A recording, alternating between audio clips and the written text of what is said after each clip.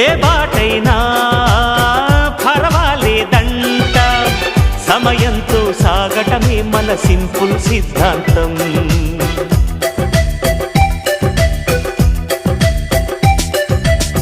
చిరుగాలికి పరిమళమిచ్చే సిరిమల్లెల వనమై ఉందాం, గగనాన్ని నేలను కలిపే హరివిల్లుల బంతెన అవుదాం. ఆనందం అంటే అర్థం మనమందా, ప్రతి పూట పాతై సాగే హుషారు సరిగమలో. ఎన్నో ఎన్నో రాగాలుండే సంగీతం కాదా, చల్లకి నవ్వుల కేరింత.